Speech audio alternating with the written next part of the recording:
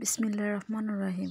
আসসালামু আলাইকুম। Welcome back to my channel Jemi's cooking and beauty. বন্ধুরা, আপনারা সবাই কেমন আছেন? অবশ্যই কমেন্ট করে জানাবেন। আজকে আমি আপনাদের জন্য নিয়ে এসেছি সম্পূর্ণ একটি ইউনিক রেসিপি, বরই পেঁয়াজি। আপনারা হয়তো অনেকেই বরইয়ের আচার খেয়েছেন, তবে কি কখনো বরই পেঁয়াজি খেয়েছেন?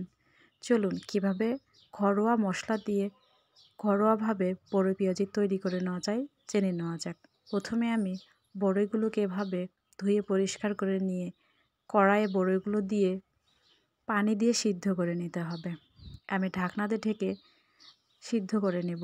বরই সিদ্ধ করে নেওয়ার পর আমি প্যানে তেল দিয়ে নিয়েছি। তেলগুলো গরম হয়ে আসলে দিয়ে দিচ্ছি 4 কাপ পরিমাণ পেঁয়াজ কুচি। পেঁয়াজ কুচিগুলোকে ভালো করে হালকা ব্রাউন কালার করে ভেজে নিতে হবে। দেখুন, এরপর দিয়ে দিচ্ছি তেজপাতা। 4টা তেজপাতা আমি মাঝখানে ছেড়ে দিয়ে দিয়েছি। দিয়ে দিচ্ছি 1 কাপ পরিমাণ রসুন। আমি কিছু রসুন কুচি করে নিয়েছি ও কিছু আস্ত রসুন দিয়েছি। এই পর্যায়ে দিয়ে দিচ্ছি 8-10টা শুকনো মরিচ। মরিচের মাঝখানে কেটে দিয়েছি যাতে ফ্লেভারটা বের হয়। দিয়ে দিলাম 5 ফোড়ন 1 চামচ পরিমাণ। সবগুলো একসঙ্গে নেড়েচেড়ে মিক্সড করে নিয়েছি। এখন দিয়ে দিচ্ছি আদা রসুন বাটা 1 চামচ পরিমাণ।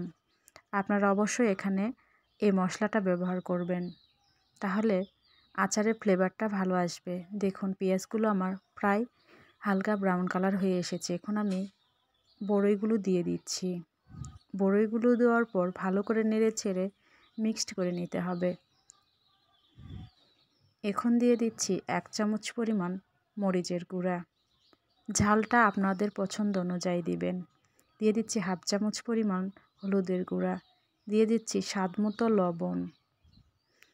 সবগুলো উপকরণ দেওয়ার পর ভালো করে মিক্সড করে নিতে হবে। এভাবে কয়েক মিনিট ভাজার পর দিয়ে দিচ্ছি 2 কাপ পরিমাণ চিনি। আপনারা চাইলে এখানে চিনির শিরা তৈরি করেও দিয়ে দিতে পারেন। আমি এখানে কাঁচা চিনি দিলাম। আমি 5 ফোড়ন অর্থাৎ 5 রকমের মশলা ভেজে আধা ভাঙা করে নিয়েছি। আমি 2 চামচ পরিমাণ দিয়ে দিচ্ছি 5 ফোড়ন মশলা। 5 ফোড়ন মশলা আচারে অবশ্যই দিতে হবে, তাহলে আচারে ফ্লেভার ভালো আসবে। দিয়ে দিলাম তেঁতুলের কাঠ। তেঁতুলটাকে আমি পানি দিয়ে ভিজিয়ে রেখেছিলাম। তারপর ছাঁকনাতে ছেঁকে তেঁতুলের রসটা বের করে নিয়েছি। দিয়ে দিলাম চিলি ফ্লেক্স 1 চামচ পরিমাণ। এরপর দিয়ে দিচ্ছি হোয়াইট ভিনেগার। আচার ভালো রাখতে গেলে অবশ্যই ভিনেগার দিতে হবে, তাহলে আচার 1 বছর পর্যন্ত সংরক্ষণ করে রেখে খাওয়া যাবে। আমি 4 চামচ পরিমাণ হোয়াইট ভিনেগার দিয়েছি। ভিনেগার দিয়ে নেড়েচেড়ে নামিয়ে নিয়েছি। এখন চুলা থেকে নামিয়ে পরিবেশন করেছি। আপনারা চাইলে এই আচার হোম ডেলিভারি নিতে পারেন। ফেসবুকে শখের আচার লিখে সার্চ করলে পেয়ে যাবেন। ডিসক্রিপশন বক্সের নাম্বারে যোগাযোগ করবেন।